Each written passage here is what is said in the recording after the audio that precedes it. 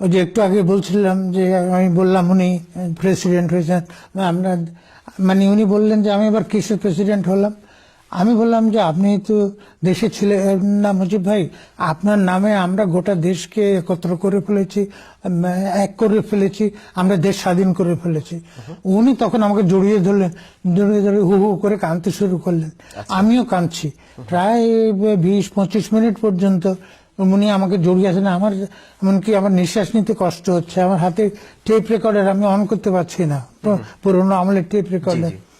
ইতিমধ্যে আরো লোকজন এলেন, জাকারিয়া খান চৌধুরী এলেন, তারপরে প্রফেসর সুরাইয়া খানম এলেন, এসে ওনাকে পাঁচশো সালাম করলেন।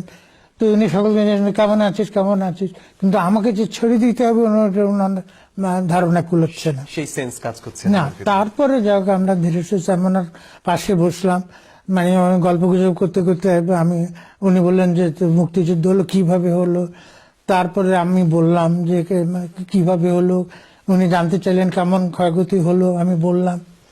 তারপরে উনি বললেন যে তুই তো ভয়াবহ লোকজনের কথা বলছিস। উনি বললেন যে কত লোক মারা গেছে রে।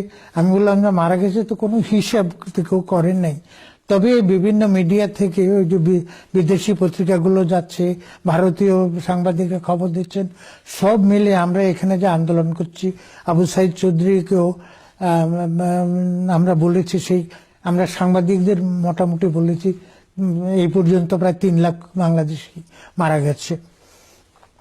যাই হোক, পরে উনি বলেছিলেন ইয়েকে, ডেভিড ফ্রস্টকে 3 মিলিয়ন। আমার মনে হয় যে লাখে এবং মিলিয়নে উনি তো একটু উদ্ভ্রান্ত ছিলেন, একটু ভ্যাবলা গোছের ছিলেন প্রায় বলতে গেলে। কেন কোন দিকে তাকাচ্ছেন কি ভাবছেন বোঝা যাচ্ছিল না।